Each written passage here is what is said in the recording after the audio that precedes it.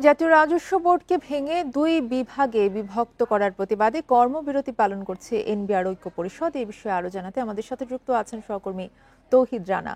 তৌহিদ Rana, NBR ঐক্য পরিষদ কর্মবিরতি পালন করছে, তাদের দাবিগুলো আসলে কি? সকাল 10টা থেকে এই কর্মবিরতি শুরু হয়েছে।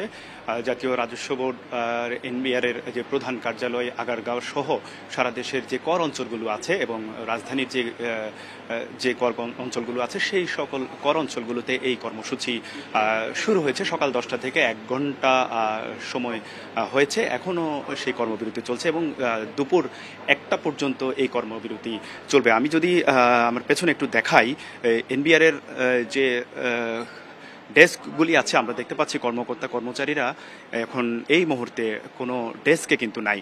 তারা এসেছেন কর্মস্থলে, কিন্তু তারা আসলে কোনো কার্যক্রমে তারা অংশগ্রহণ করছেন না। একইভাবে এখানে যারা সেবা প্রার্থী, যারা সেবা নিতে এসছেন, তারাও অনেকেই ফিরে যাচ্ছেন, কারণ তাদের যে সকল চিঠি বা তাদের যে সকল কার্যক্রম আছে, তারা এখানে যে সেবা নিতে আসেন তাদের সেই সকল আসলে সেবা তারা ওভাবে পাচ্ছেন না এবং কর্মকর্তা কর্মচারীরা তাদেরকে বোঝাচ্ছেন যে তাদের একটি কর্মসূচি চলছে, এই কর্মসূচি যতদিন 3 দিন চলবে, এই কর্মসূচি চলা সময় পর্যন্ত তাদের এই সেবা বন্ধ থাকবে, ফলে তাদেরকে ফিরে যাওয়ার কথা বলা হচ্ছে। পাশাপাশি কোনো চিঠিও এখন পর্যন্ত অভ্যর্থনা কক্ষগুলোতে কিন্তু গ্রহণ করা হচ্ছে না এবং আমরা কর্মকর্তা কর্মচারীদেরকে দেখছি বিভিন্ন জায়গায় বসে দাঁড়িয়ে তারা গল্পগুজব করে তারা সময় পার করছেন। তারা একেবারে আসলে কর্মবিরতি বলতে যেটি বোঝায় সেটি আমরা দেখতে পাচ্ছি। এনবিআর এর প্রধান কার্যালয় যেটি, সেখানে কিন্তু প্রত্যেকটি ফ্লোরে এই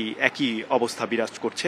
একটা স্থবিরতা বলা যায়। এই স্থবিরতার কারণে এখানে কোনো সেবা প্রার্থী কিন্তু আজকে সেবা পাচ্ছেন না এবং এই কর্মসূচি চলবে আগামী 3 দিন পর্যন্ত এবং আগামীকালও এই একই কর্মসূচি চলবে। তাদের যে দাবিটি সেটি হচ্ছে অধ্যাদেশটি যেটি জারি হয়েছে সেটি বাতিল করে নতুন প্রজ্ঞাপন জারির যে দাবি সেটি।